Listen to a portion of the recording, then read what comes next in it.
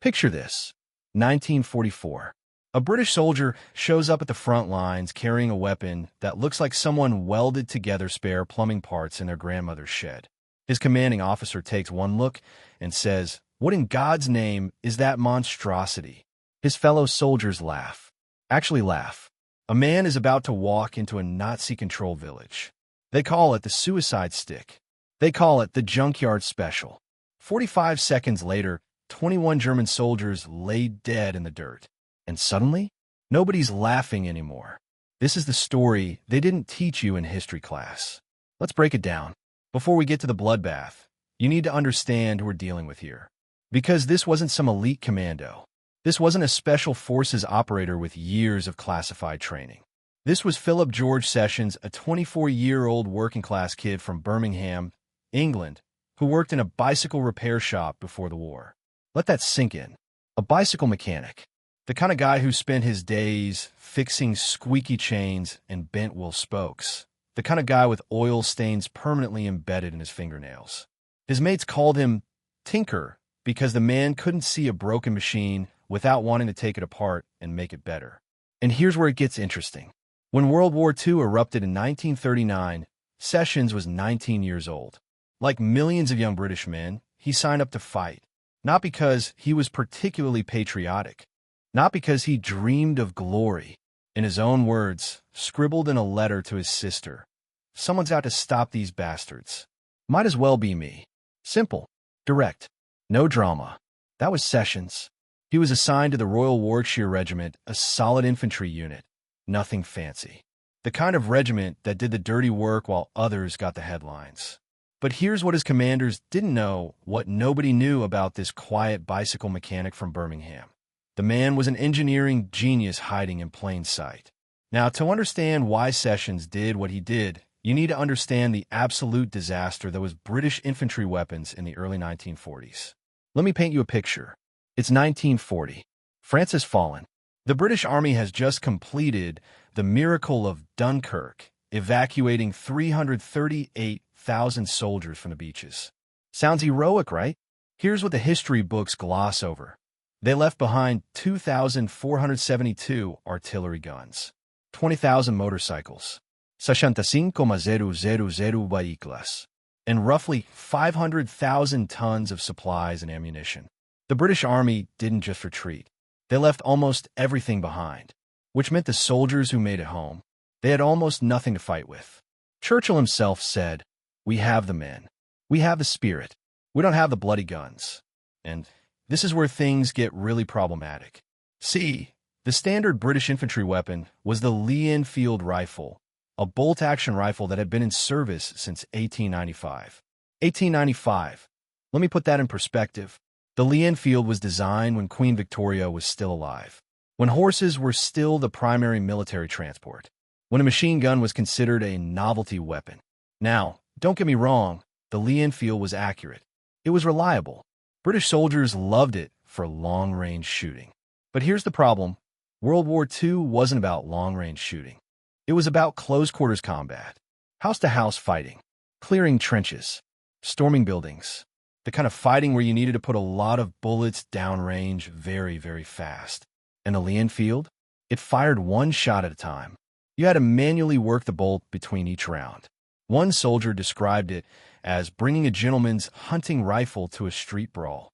What the British desperately needed was a submachine gun, a compact, fully automatic weapon that could spray bullets in close combat. The Germans had the MP-40. The Americans had the Thompson. The Soviets had the PPSH-41. The British had almost nothing until they invented something. Something that would become both a lifesaver and a death trap. Something called the Sten gun. The Sten gun was born out of pure desperation. In 1941, with German invasion looking increasingly likely, the British government issued an emergency order. We need a submachine gun. We need it cheaply. We need it fast. We need millions of them. Figure it out. Two weapons designers, Major Reginald Shepard and Harold Turpin, took on the challenge. They worked at the Royal Small Arms Factory in Enfield. Put their names together. Shepard, Turpin, Enfield. Estion, the Sten gun. And what they created was either a masterpiece of minimalist engineering or an absolute abomination, depending on who you ask. The design philosophy was simple. What's the absolute minimum number of parts needed to make a gun that goes bang repeatedly? The answer? 47 parts. For comparison, the American Thompson submachine gun had 73 parts. The German MP-40 had 64. The Sten? 47 parts, many of them stamped from sheet metal. It looked like a plumber's nightmare. A metal tube with a stick coming out of the side and a rough metal stock. No fancy guden furniture. No beautiful craftsmanship. Soldiers called it the plumber's abortion. The Woolworth special after the cheap department store. And most ominously, the stench gun. But here's the thing, the Sten gun did exactly what it was designed to do. It was stupid cheap. Each Sten cost about $10 to manufacture. The Thompson cost $200. That's a 20x difference. It was stupid simple. A factory worker could assemble one in about 5 hours. Soldiers could field strip and clean them in minutes. And it was stupid fast to produce. Between 1941 and 1945, Britain produced over 4 million Sten guns. 4 million. The most produced British weapon of the entire war. So what's the problem? Why am I calling it a disaster? Because the Sten gun had a secret. A deadly secret. And it wasn't about what it did to enemies. The Sten gun killed its own users. Regularly. I'm not exaggerating. The problem was in the design of the magazine, that stick-shaped thing that sticks out the side and feeds bullets into the gun. The magazine was a simple single-stack design. 32 rounds of 9mm ammunition, stacked in a column and pushed up by a spring. Sound fine, right? Here's what nobody anticipated. The magazine lips, the little metal edges at the top that guide bullets into the chamber, were made of thin, stamped steel. They bent easily. They warped. They got damaged if you looked at them wrong. And when those lips were even slightly damaged, the gun would fire when you didn't want it to, or it would jam when you desperately needed it to fire. Sometimes both. Soldiers reported a nightmare scenario they called runaway gun, where the Sten would fire its entire magazine uncontrollably the moment you touched it. British soldiers were accidentally shooting each other, shooting themselves. Guns are going off when dropped. Guns are going off when bumped. Guns are going off for no apparent reason at all. The official casualty figures are murky. The Army didn't like talking about this, but estimates suggest thousands of Allied soldiers were killed or wounded by malfunctioning Sten guns. One veteran later said, "We were more afraid of our own Stens than we were of German rifles." And there was another problem. The Sten's accuracy. The Sten was accurate to about 50 yards. Maybe, on a good day, with a well-made example, which you probably didn't have. Quality control was essentially non-existent. Some Stens worked perfectly. Some were death traps. And there was no way to tell which was which until you were under fire.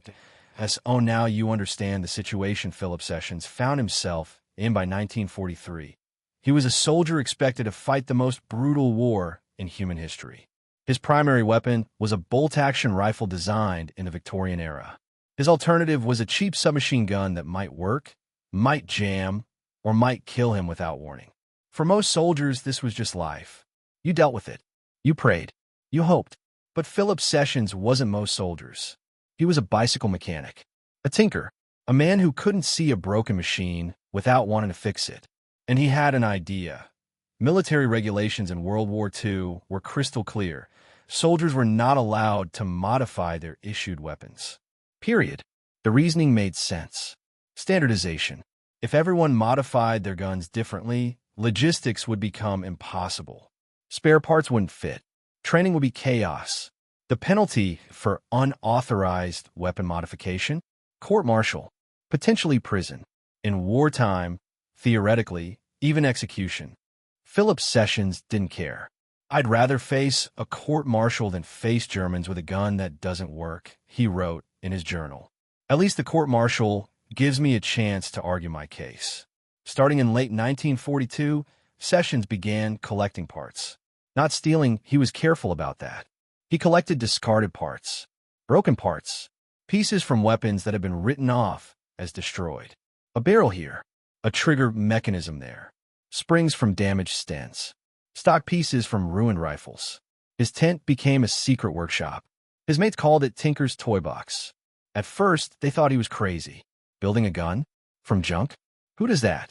But Sessions kept working, night after night, using hand tools he'd brought from his bicycle shop back home, using skills he'd learned, bending metal and machining parts for bikes. And slowly, something began to take shape. Sessions' design philosophy was the opposite of Sten's. Where the Sten was minimal and cheap, Sessions built for reliability above all else. He completely redesigned the magazine system. Instead of the problematic single-stack magazine, he created a modified double-stack design that fed more smoothly and was far less prone to jamming. He reinforced the barrel with additional material. He improved the bolt mechanism. He created a crude but effective muzzle brake to reduce recoil. And he solved the Sten's most dangerous problem, the accidental discharge issue, by engineering a completely new safety mechanism. The original Sten had what soldiers sarcastically called a safety, a notch that you could rotate the bolt handle into. It barely worked. Soldiers didn't trust it. Sessions created a positive safety lever that physically blocked the bolt from moving forward. Simple, mechanical, reliable. By spring of 1943, after nearly 6 months of secret work, Philip Sessions had created something unprecedented, a fully functional, custom-built submachine gun assembled entirely from discarded military parts and his own engineering genius. He called it the Birmingham Special. His fellow soldiers had another name. They called it Sessions' Suicide Stick because they were convinced it would blow up the first time he tried to fire it. Testing your illegal homemade weapon in the middle of a military encampment is complicated. Sessions couldn't exactly walk up to the firing range and ask permission. "Hey, Sergeant, mind if I test this unauthorized weapon I built that could get me court-martialed?" So he had to be creative. He found his opportunity during a German air raid. In 1943, German bombing raids were still hitting British positions in North Africa and Italy. When the sirens went off, everyone scrambled for cover. Chaos, noise, confusion. Sessions had a different plan. While everyone else ran for bunkers, he ran for an empty supply depot at the edge of camp. With German bombs falling in the distance, he finally had enough noise cover to test his creation. He loaded the magazine with 35 rounds, 3 more than the standard Sten, and aimed at a stack of empty supply crates about 30 yards away. He squeezed the trigger. The Birmingham Special didn't explode. It didn't jam. It didn't spray bullets randomly in all directions. It fired. Smooth, controlled bursts. Every round is feeding perfectly. The modified muzzle brake keeps the weapon stable. The improved sights allowed him to walk his fire across the targets. In about 4 seconds, he'd shredded 3 wooden crates. Sessions later wrote, "I stood there shaking. Not from fear, from relief. 6 months of work. 6 months of risking court-martial. And the bloody thing worked. But he had a new problem. He just fired an unauthorized weapon in a military camp. Someone was going to notice. Someone did notice. Several people, actually. The supply depot test attracted the attention of Corporal James, Jimmy, Wright, who had been making his way back from the latrine when he heard gunfire that didn't sound like any weapon he recognized. Thought the Germans had landed, Wright said later. The sound was different, cleaner, faster. He found Sessions standing over splintered crates with a weapon he'd never seen before. The conversation that followed would later become legendary within the regiment. "Sessions, what the bloody hell is that?" "It's a gun, Corporal. I can see it's a gun." "What kind of gun? Where did you get it?" "I made it." Silence. "You made it?" "Yes, Corporal." "Out of what?" "Broken bits, mostly. Stuff that was being thrown away." Wright stood there for a long moment. Military regulations required him to report this immediately. Unauthorized weapons were a serious offense. But Wright was also a practical man. He'd seen friends die because their Stens jammed at critical moments. He'd heard the stories about runaway guns. "Does it work?" "Just tested it. See those crates?" Wright looked at the shredded wood. "How's the reliability?" "Haven't had a single jam in testing." Fixed the magazine problem completely. Wright made a decision that would change everything. "I didn't see anything tonight. There was no air raid. I was in my tent the whole time." Understood, Corporal." "But Sessions?" If that thing gets you killed, I'll tell everyone you were an idiot. If it keeps you alive, we should talk. And that's exactly what happened. Wright kept quiet. Sessions kept his weapon. And for the next several months, the Birmingham Special remained a secret to be why early 1944, the Royal Warwickshire Regiment was fighting in Italy. And if you think you know what World War II looked like, Italy will surprise you. The Italian campaign was brutal in ways the movies don't show. It wasn't sweeping tank battles across open fields. It was grinding, bloody, yard by yard fighting through mountains and villages. The Germans had turned every hilltop into a fortress. Every village is turned into a death trap. Every stone building into a machine gun nest. Soldiers called it the meat grinder. The statistics back them up. From September 1943 to May 1945, the Italian campaign produced over 300,000 Allied casualties. 300,000. In a campaign most people have forgotten. And the fighting style was exactly what the Lee Enfield wasn't designed for. Close quarters, house to house, room to room. Sessions' regiment was assigned to help break through the German defensive position south of Rome. Their objective, a small village called Castlefort. It doesn't even appear on most maps. A cluster of stone buildings on a hillside. Population before the war, maybe 200 people. The Germans had turned it into a fortress. Machine gun positions in the bell tower. Riflemen in every window. The only approaches covered by overlapping fields of fire. The British had already tried to take it twice. Both attempts failed. 63 men dead or wounded. The village still held. On March 15th, 1944, Sessions' company was ordered to make a third attempt. And this is where we meet Lieutenant Harold Pembroke. Lieutenant Harold Pembroke was exactly the kind of officer that enlisted men despised. Not because he was cruel, not because he was incompetent, because he was proper. Parfois, insufferably propre. Pembroke came from money. Old money. The kind of family that had been producing military officers since the Napoleonic Wars. He spoke with an accent that made regular soldiers feel like servants. He followed regulations like they were holy scripture. Uniforms had to be correct. Weapons had to be standard issue. Discipline had to be maintained at all times. In short, he was the absolute worst person to encounter if you were carrying an illegal homemade weapon. And on the morning of March 15th, he encountered Philip Sessions. Private Sessions. What is that weapon? Sessions had been hoping to avoid this moment. He'd kept the Birmingham Special hidden, using his issued Lee Enfield for inspections. But today, going into combat, he wasn't about to carry a weapon he didn't trust. It's a submachine gun, sir. I can see that. It's not a Sten. What is it? I built it, sir. Pembroke's face went through several colors. Red, purple, a shade approaching white. You build a weapon? Are you insane? That's completely against regulations. That's. He couldn't even finish the sentence. It works better than the Sten, sir. Squad, under Sergeant Michael O'Brien, a short, stocky Irishman who had already survived 3 years of war and had zero patience for anything that didn't keep his men alive. O'Brien had seen Sessions' weapon. His only comment, if it keeps you shooting and not dying, I don't care if it's made of cheese. The approach to Castlefort was 400 yards of open ground leading up to the village's outer wall. 400 yards with German machine guns watching every inch. The previous 2 assaults had been stopped in this killing ground. Men cut down before they could even reach cover. This time, they would have artillery support. A 10-minute bombardment to suppress the German positions. Then smoke. Then the assault.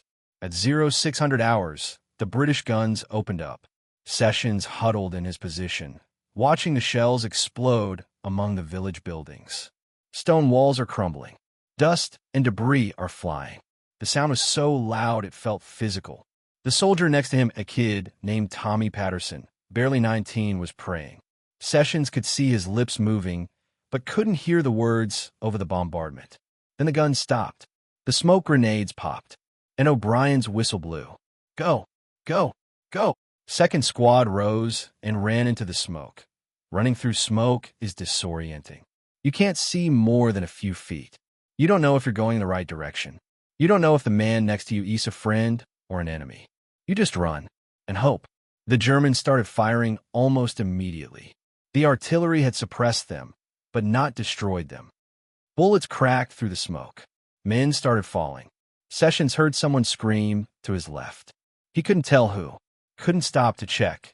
The village wall appeared suddenly out of the smoke, a stone barrier about 4 feet high. Sessions dove behind it, gasping for breath. Other soldiers piled in around him. O'Brien did a quick count. We started with 12. I see 8. Christ! For men were lost in the approach. Maybe wounded. Maybe dead. But they were at the wall. They made it further than the previous assaults. Now came the hard part. The wall ran along the village's southern edge. To their left was a narrow alley leading into the village proper. Stone buildings on both sides. Perfect ambush territory. That alley is death, O'Brien said. They'll have it covered from both ends. Sessions spoke up. What if we don't use the alley? What do you mean? The building right there. Sessions pointed to a structure whose wall met the village wall at a corner. One of its windows is facing us. It's shuttered, but the shutter is damaged. I can see light through the cracks. And if there's light coming through, the room might be empty. Or at least not fortified. We go through the window instead of the alley. O'Brien considered this for approximately 2 seconds. Do it. Sessions moved to the corner where the village wall met the building. The window was about 6 feet off the ground reachable, but he'd need a boost. Patterson, the praying kid, cupped his hands to give Sessions a leg up. Sessions grabbed the window ledge, pulled himself up, and slammed his rifle but through the damaged shutter. The room inside was some kind of storage area. Farm tools, sacks that might have been grain once. Dusty, abandoned, and empty of Germans. Clear, Sessions whispered down. Come on. One by one, the squad pulled themselves through the window. 8 men cramped into a small stone room that smelled of mold and old grain. O'Brien took stock. We're in. Now what? Sessions was already at the room's door, listening. He could hear German voices not close, but not far either. Maybe the next building over. Maybe the street outside. 2 options, he whispered. We could try to push through to our objective, the town square, and link up with the other squads. Or what? Sessions had noticed something during the approach. Something that might change everything. I saw the bell tower. The main German machine gun position. It's just north of here. 2 buildings away. If we can take that tower, we take away their biggest advantage. O'Brien stared at him. The bell tower? That's suicide. They'll have it fortified. They'll be looking outward, toward the approaches, not expecting an attack from inside the village. O'Brien weighed the options. Standard approach.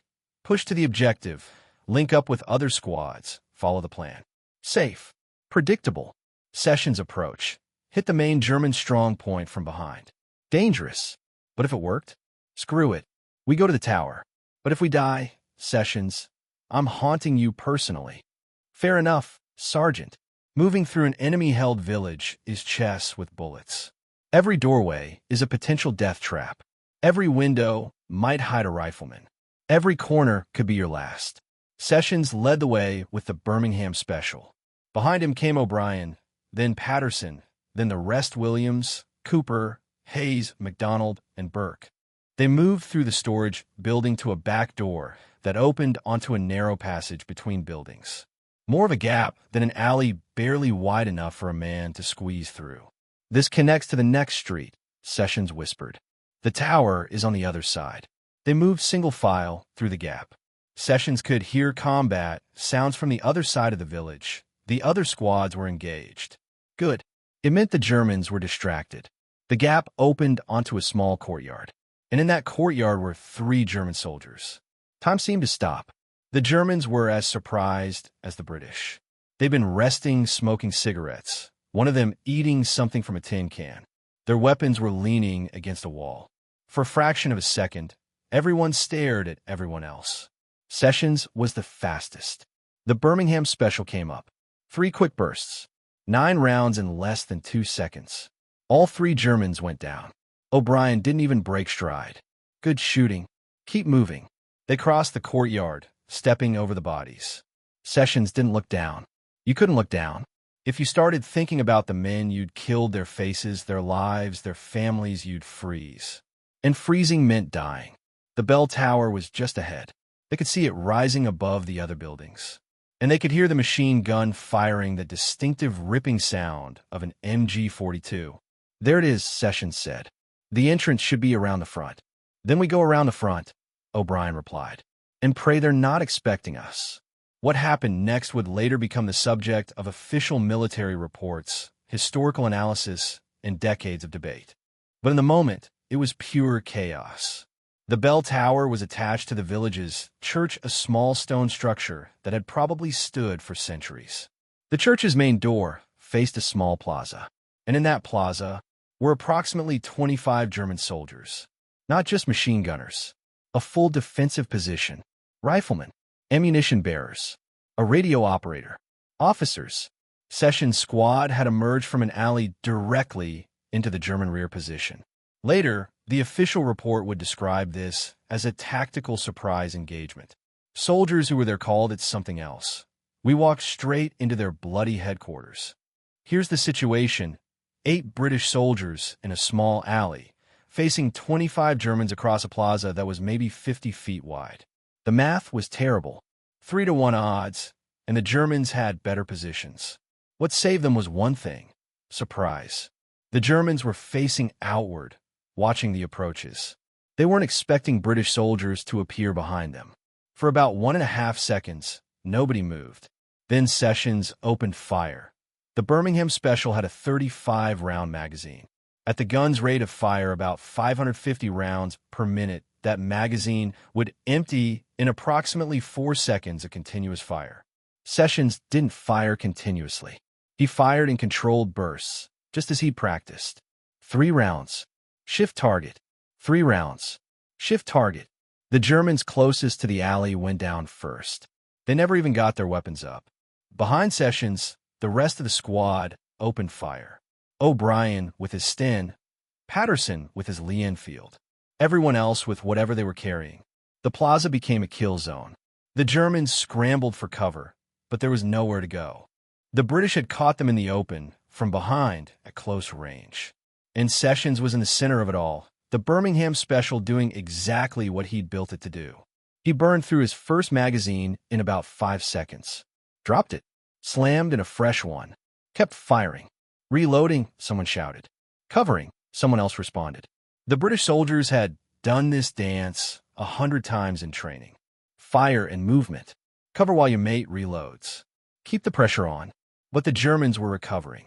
An NCO, a sergeant by his markings, was shouting orders. Some Germans were reaching their weapons. A rifle cracked, and Sessions heard a British soldier scream behind him. Someone was hit. He couldn't tell who. Sessions shifted his fire toward the German NCO. 3 rounds. The man went down. And then, as quickly as it had started, it was over. The plaza was silent except for groaning. German soldiers lay everywhere, some clearly dead, others wounded. A few had fled into the church itself. Sessions did a quick count. Bodies on the ground. He stopped counting at 20. O'Brien was breathing hard beside him. "Sessions. How long was that?" Sessions checked his watch. He'd looked at it right before they emerged into the plaza. "Standard habit. About 45 seconds, Sergeant." O'Brien stared at the carnage. Mother of God. The fight wasn't over. Germans in the church. Germans in the bell tower. But the main defensive position had been shattered. Sessions didn't have time to process what had just happened. Training kicked in. Clear the area. Secure the position. Check on casualties. The squad had taken 2 wounded. Patterson, hit in the shoulder but still functioning, and Cooper, hit in the leg, unable to walk. 2 out of 8. Not good, but not catastrophic. The Germans in the bell tower were now in an impossible position. British soldiers below them. Other British forces pushing into the village from multiple directions. Nowhere to go. O'Brien grabbed a captured German rifle and pointed it at the tower. "You up there? We have your position surrounded. Surrender or die." There was a long pause. Voices arguing in German. Then a white cloth appeared in the tower window. 4 German soldiers came down. They emerged with hands raised, faces pale. They looked at the plaza, at the bodies of their comrades, and some of them started crying. Sessions didn't watch. He was already checking on Patterson's shoulder wound, applying field bandages. "You're going to be okay. Straight through. Missed the bone." Patterson was shaking. Did we win? "We took the tower. So yeah, we won. But winning had a cost." And as the adrenaline faded, Sessions started counting again. Bodies in the plaza. He counted them properly this time. 21 German soldiers dead in approximately 45 seconds of combat. And most of them, 15, maybe 16, had fallen to the Birmingham Special WWII noon. Castlefort was in British hands. The bell tower assault had broken the German defense. When the other squads pushed in and found the main position already destroyed, the remaining Germans had retreated or surrendered. Total British casualties for the assault: 12 dead, 23 wounded. Bad, but not nearly as bad as the previous attempts. And Lieutenant Pembroke wanted to talk to Private Sessions. Sessions expected court-martial. He directly disobeyed orders. He'd carried an unauthorized weapon into combat. He'd technically committed multiple offenses under military law. He stood at attention in a bombed-out farmhouse that was serving as temporary headquarters. Pembroke sat behind a broken table, looking tired and dusty and somehow still proper. "Private Sessions, do you know what I should do with you?" "Court-martial, sir, for unauthorized modification and use of military equipment." "Yes, that's what regulations require." Long pause. "Do you know what Sergeant O'Brien told me?" "No, sir. He told me that your homemade contraption killed approximately 15 Germans in less than a minute. Without jamming. Without malfunction. He said it's the most reliable submachine gun he's ever seen in combat." "I believe so, sir." Pembroke leaned back. For a moment, he looked less like an officer and more like a very tired man who'd seen too many of his soldiers die. "We lost 63 men in the previous assaults on this village. 63. Many of them died because their weapons jammed, because they couldn't put enough fire on the enemy, because they were carrying rifles designed for a different war." "Yes, sir. And you build a weapon that actually works." "I believe so, sir." Another long pause. Pembroke seemed to be wrestling with something. "If I court-martial you, I lose an effective soldier and destroy a weapon that could save lives. If I don't, I'm ignoring regulations that exist for good reasons." "Yes, sir. Do you have any more of those magazines for your, what do you call it?" "The Birmingham Special, sir." "And yes, I made 6 magazines. Currently have 4 left." Pembroke nodded slowly. "I'm going to write a report. In that report, I'm going to describe how a standard Sten gun, in the hands of Private Sessions, performed exceptionally well in combat. Nothing more, nothing less." "Understood, sir." "And Sessions? You never spoke to me about any homemade weapon." "Understood. Perfectly, sir." "Dismissed." And, "Well done, Private." Military secrets don't stay secret, especially when there are 200 witnesses. Within days, word of the Castlefort assault had spread through the regiment. Within weeks, it had spread further. Soldiers talk. They write letters home. They tell stories over drinks. And the story always centered on one thing: the soldier with the gun that actually worked. Sessions' gun killed 20 Jerrys in under a minute. No yums. Not one bloody jam. Built it himself. From broken parts. I heard it fires faster than an MG-42. I heard it never overheats. I heard he built it from a bicycle. The stories grew with each telling, as stories do. But the core truth remained. Sessions had built something that worked better than what the army provided. And he'd proven it in the most convincing way possible by killing a lot of Germans very quickly. Other soldiers started approaching Sessions. Quietly. Carefully. "Hey, Tinker. My Sten keeps jamming. Any chance you could look at it?" "Sessions. Heard you know something about magazine springs." "Mine Philosophique." Private Sessions. Purely hypothetically, if someone wanted to improve their weapon's reliability, what would you suggest? Sessions started a side business. Not for money. Money was useless at the front. But for favors. For extra rations. For cigarettes, valuable trade goods. For goodwill that might save his life someday. He would examine Stens and suggest modifications. Fix the magazine lips. Adjust the spring tension. File down rough edges that were causing jams. Nothing dramatic. just careful engineering applied to mass-produced weapons that had been made too fast and too cheaply. Within 3 months, the soldiers in Sessions' company had a running joke: Sessions approved weapons. If your Sten had been worked on by Sessions, you painted a small S on the stock. Is that a Sessions gun? Yeah. Lucky bastard. By mid-1944, the unofficial Sessions modifications had spread far beyond one company, far beyond one regiment. Soldiers wrote letters home describing the modifications. Some of those letters were read by censors. Some censors mentioned it to officers. Some officers mentioned it to higher officers. And eventually, word reached the Royal Small Arms Factory in Enfield, the same factory that had designed the Sten gun in the first place. They were not pleased. The Sten gun was their baby. They had designed it to win a war. Millions had been produced. It was one of the most successful emergency weapons programs in history. And now, some bicycle mechanic was telling everyone it needed to be fixed. The initial response from Enfield was predictable. Field modifications are dangerous and unauthorized. Soldiers should use equipment as issued. But there was a problem.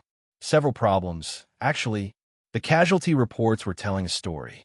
Soldiers with standard Stens were reporting high rates of malfunction. Soldiers with modified Sten, particularly Session-style modifications, were reporting significantly lower malfunction rates. The numbers were stark. Modified Stens jammed approximately 70% less often than standard-issue weapons. And the brass couldn't ignore numbers. Not when those numbers translated directly to soldiers living or dying. In August 1944, a delegation from the Royal Small Arms Factory was sent to Italy. Their mission: examine these field modifications and determine if they had merit.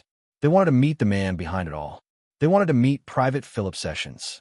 The delegation consisted of 3 men: Major Edward Clark, a weapons design specialist; Dr. Harold Freeman, a metallurgist; and Captain Thomas Ashworth, who was there to determine if Sessions should be court-martialed or commended. They found Sessions in a forward camp, covered in mud and gun oil, working on a soldier's jammed rifle. Private Sessions? That's me. Give me a moment. This extractor is being stubborn.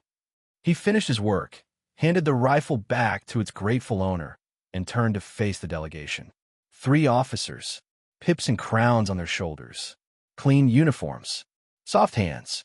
You wanted to see me, sirs?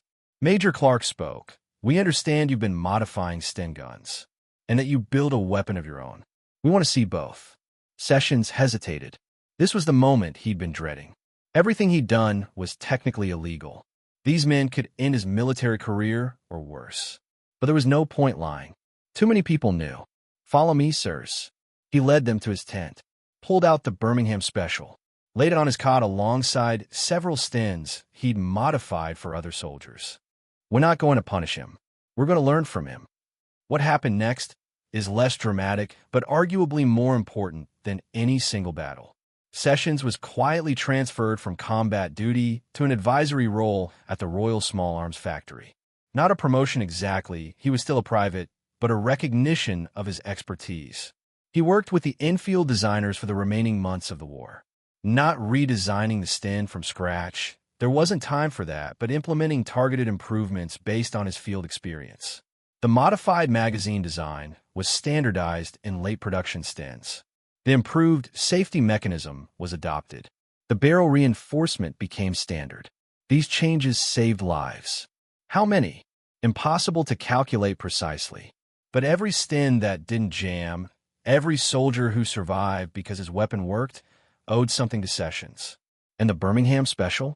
It's currently displayed in the Imperial War Museum in London. A plaque beside it tells a simplified version of the story. Most visitors walk past without a second glance. It's not pretty, not impressive to look at.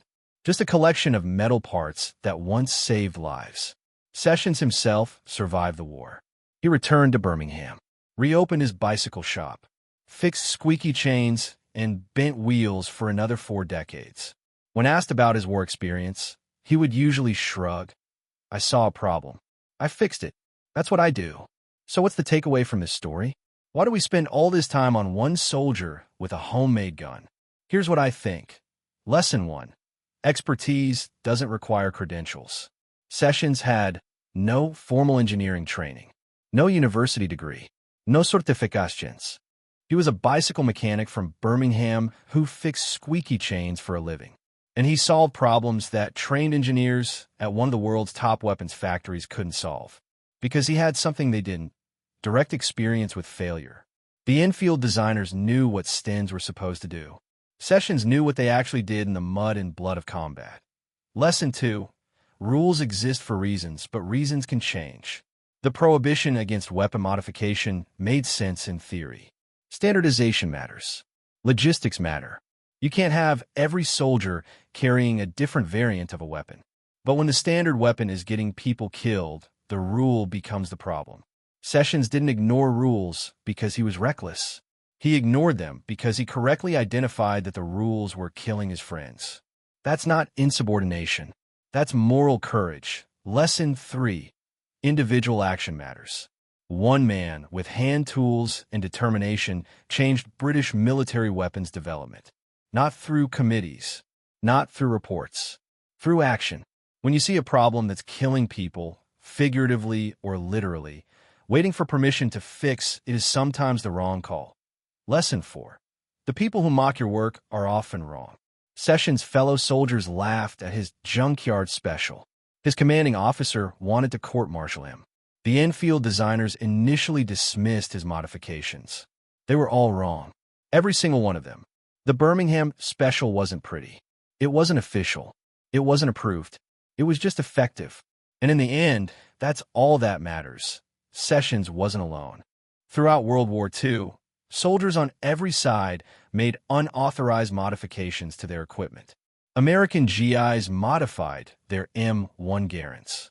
German soldiers improved their MP40 magazines. Soviet troops were legendary for improvisation. Some units created entirely new weapons from captured and salvaged parts. War is the ultimate test of equipment. And in that test, a lot of approved equipment fails. The militaries that won World War II weren't just the ones with the most soldiers or the best weapons. They were the ones who learned from their troops.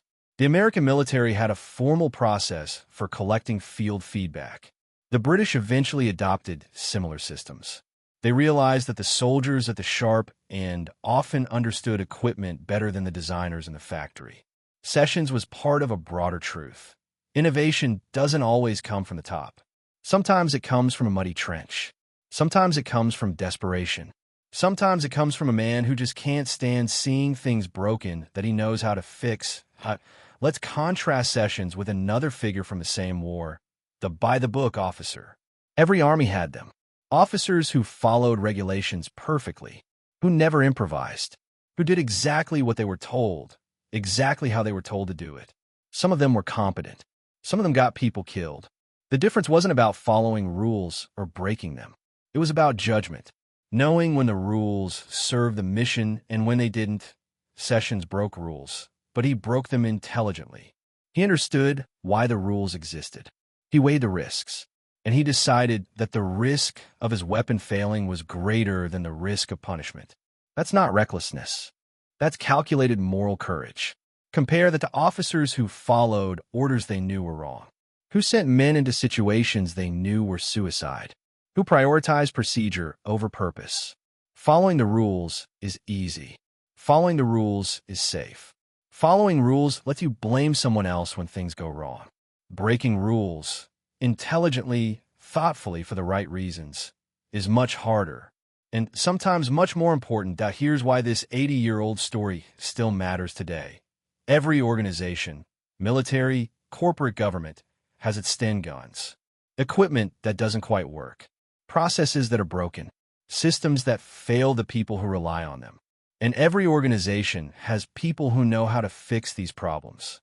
But those people are often low-ranking, often dismissed, often told to stay in their lane. Sessions was a private, the lowest enlisted rank. The people he was contradicting were officers, engineers, and designers with years of training and experience. He was right. They were wrong. That doesn't mean every low-ranking person is right and every leader is wrong. But it means that rank and expertise aren't the same thing. That practical experience often beats theoretical knowledge. The people closest to problems often understand them best.